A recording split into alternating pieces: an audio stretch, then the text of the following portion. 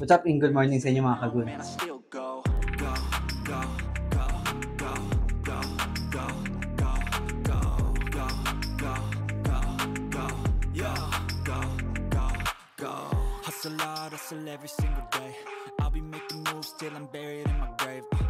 To the system, I don't wanna be a slave. I've been doing shit my way, or the highway. And in the driveway is a nice range. Cause I grind through the climb, I invite pain. You'll never hear me, bitch, nah, I don't complain. Just gotta flip the switch and you can go and obtain anything you want, anything you need. Your mind's got the key ingredient, it's belief.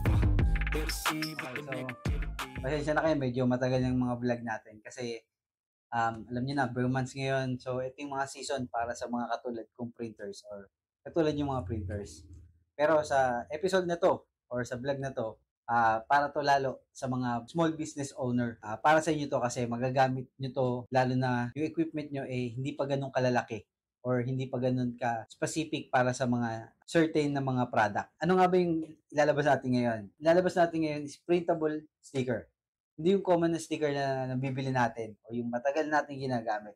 So ito ay bago. Marami siyang advantage para sa atin. Pigment friendly siya, waterproof siya, budget friendly siya. Kung gusto niyo nga pala i-check yung mga product natin o yung ginagamit kong product, yung link nasa description or pwede niyo i-check si Rocha sa Shopee nila. Meron din sila sa Facebook. So ito yung bagong item nila. Okay? So Ultima, katulad nung nakaraan nating dark transfer paper. So ito yung bago, Ultima. Printable. So andito yung kanyang information. Compatible with EcoSolvent ink. Pero, pwede siya sa pigment. So, ang gagamitin ko dito ngayon, pigment lang. Okay. So, ito is pigment ink ready siya. Okay. So, gagamitin ko siya ngayon sa B2 ng Hansol, yung product na nakuha natin kay Rochas. Okay.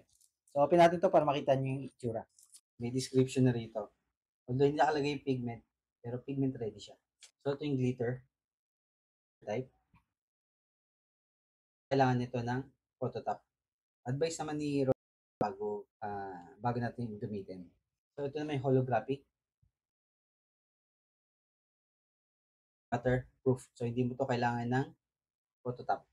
Ito naman yung clear. Clear. Okay. Yan. Ito yung clear. Kailangan din natin ito ng phototop. Ito naman yung glossy. Para siyang pagka personal siya, makikita mo siya para siyang opaque. Okay? So hindi siya ganun ka fully white. Tapos ito naman yung matte.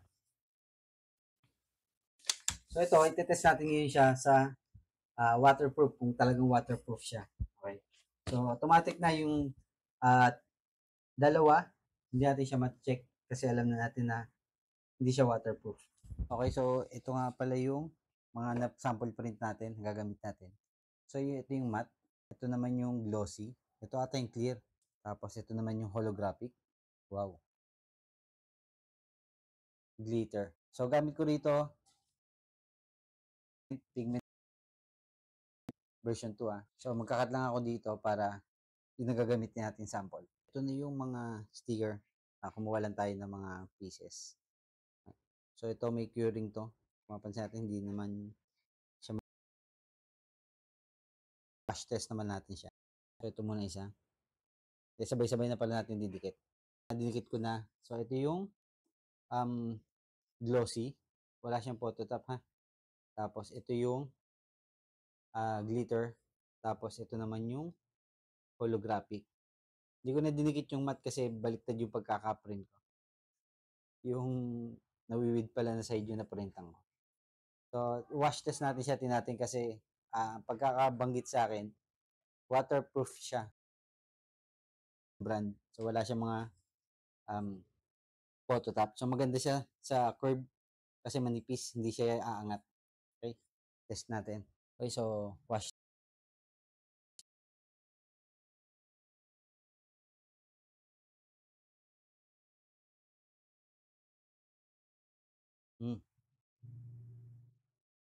Wala siyang yung slimy na tawag dito. Ang tawag doon, feeling. Pero yung glitter. Yung glitter ba? Nag-iba yung tsura. So, hindi pwede yung glitter. Tingin ko hindi pwede yung glitter. Yung holographic. Yung holographic pwede. Yung glitter hindi pwede. Hindi pwedeng waterproof yung glitter natin. Yun ata yung sinabi sa akin. So, yung transparent, yung clear, kailangan siya ng phototop. Pero yung matte, sigurado yun, matic yun. Yung glossy, at saka yung holographic, narinig nyo? Siya. Same dito sa glossy. So, automatic yung glitter wala. Kasi nawala na pati pagka-glitter niya.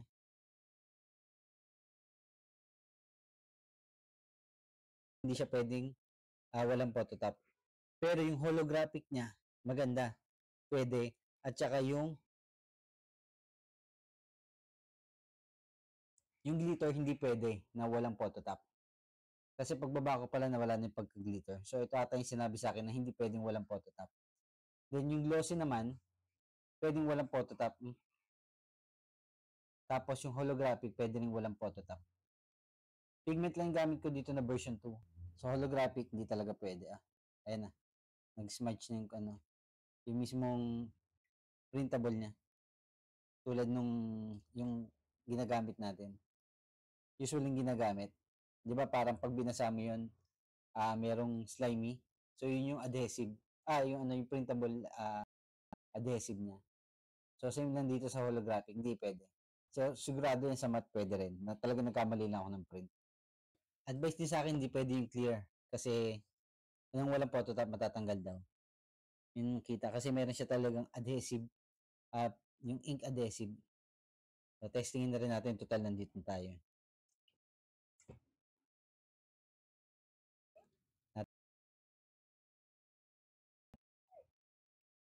Hidden technique pa dito sa kanyang adhesive.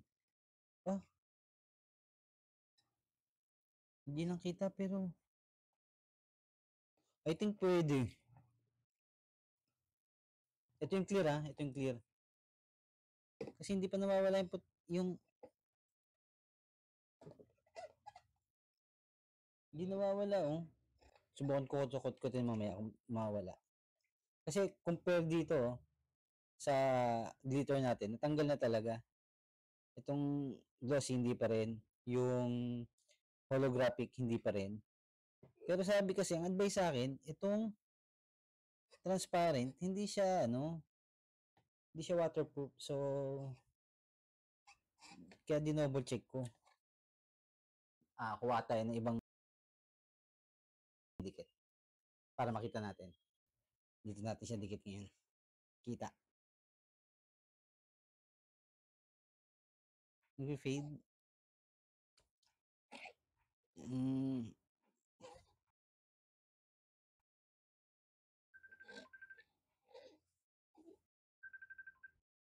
Sa tingin ko nag-fade.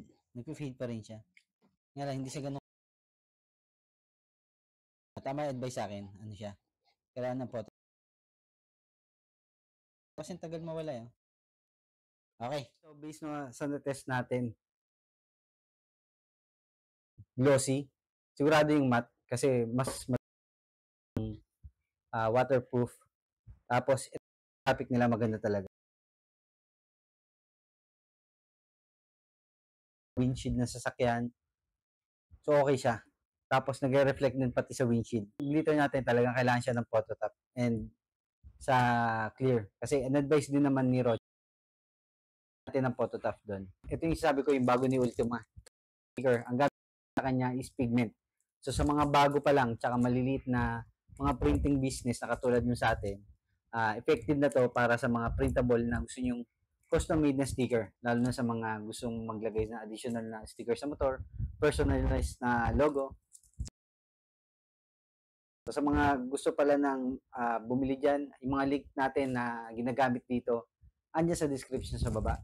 Sa mga gusto pang makakita ng other product or may mga suggestion na gusto nating i-check or may mga product tayong gustong i-check, comment nyo lang dyan. Okay? Till next time, babush.